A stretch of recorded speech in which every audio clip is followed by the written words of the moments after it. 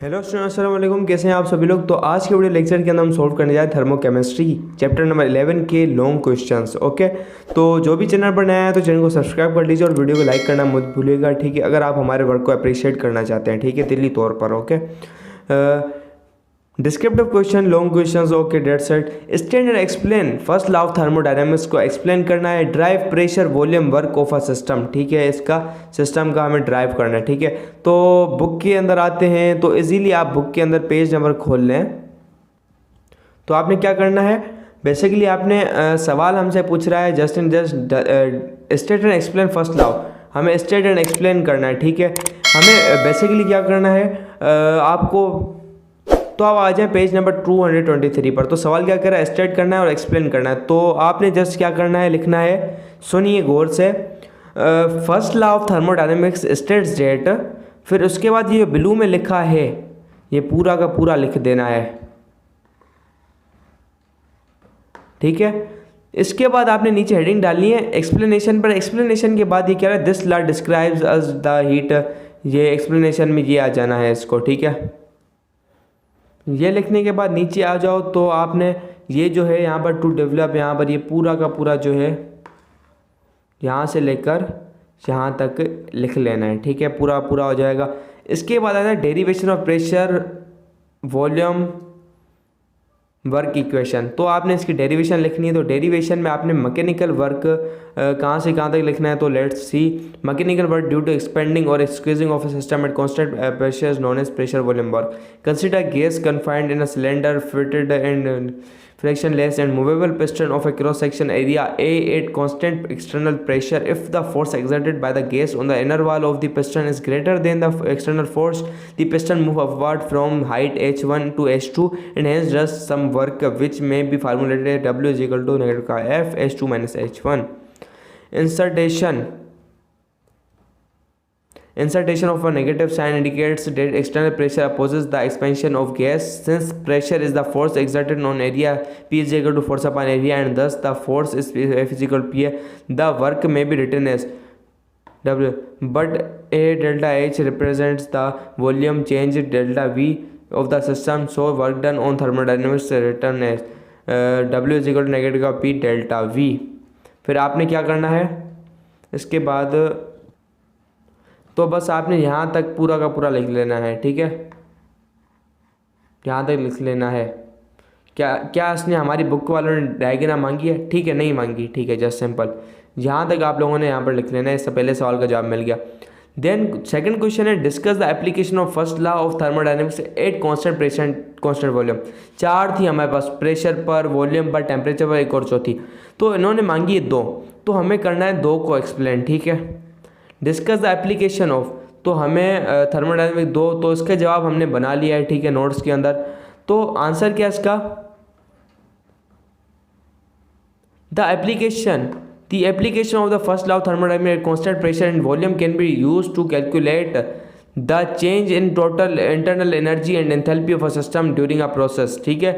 Eight constant pressure isobaric process, पहला process कौन था, isobaric process. The first law of thermodynamics can be written as, first law कैसे हम written करेंगे, delta U is equal to Q minus का P delta we. एक चीज़ इसमें गलत लिखी हुई है, मैं आपको इस सवाल के लास्ट में बताऊंगा, उसको आपने चेंज करना है, ठीक है। Where delta U is the change in internal energy of the system, Q is the heat transfer to the system, P is the constant pressure and delta V is the change in volume of the system. This equation can be rearranged to obtain the change in enthalpy delta H of the system. Delta H is equal to delta U plus का P delta V, where delta H is the change in enthalpy of system. It at constant volume isochoric process. The first law of thermodynamics simplifies to delta U is equal to Q, where delta U is the change in internal energy of the system and Q is the heat transfer to the system. These equation can be used to determine the heat transfer to or from a system, or the change in internal energy enthalpy of a system during a constant pressure or constant volume process. This information is important in the design and analysis of various engineering systems including engines, refrigeration and chemical processes. तो basically इसमें गलत चीज़ क्या थी, तो यहाँ पर जहाँ पर भी डेल्टा यू लिखा हुआ है, डेल्टा यहाँ पर जहाँ पर भी डेल्टा यू लिखा गया है तो इस डेल्टा यू की जगह आपने क्या करना है, डेल्टा ई लगा देना है। हमारे बुक वाले कहते हैं डेल्टा ई लगा देना है, ठीक है। तो ये हमारे दूसरे का भी जवाब आ गया।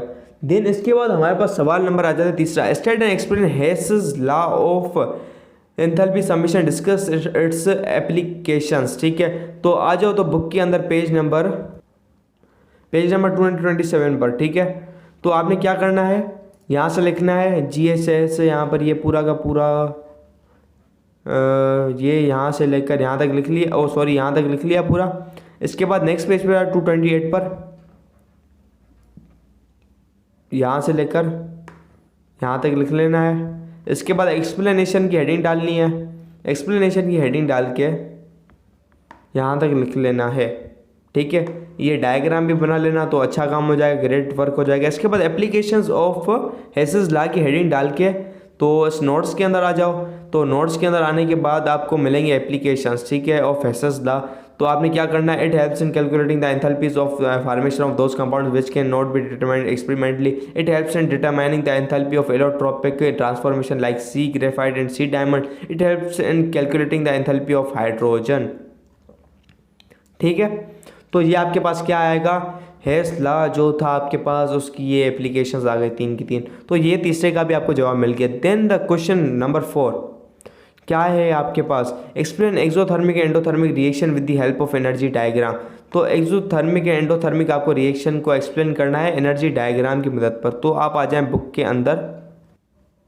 तो इसके अंदर आपको ये डायग्राम बनानी है। सबसे पहले तो आखिर के अंदर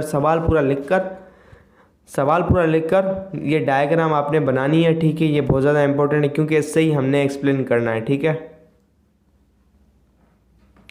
देन इसके बाद आपने क्या लिखना है, एक्सोथर्मिक इस रिएक्शन को पूरा का पूरा आपने यहाँ तक ये एक्सोथर्मिक रिएक्शंस की हेडिंग डाल के यहाँ से लेकर ओ यहाँ तक लिख लेना है। देन आपने एंडोथर्मिक की हेडिंग डालनी है, ठीक है। एंडोथर्मिक की हेडिंग डाल के यहाँ तक पूरा लिख लेना है आपने।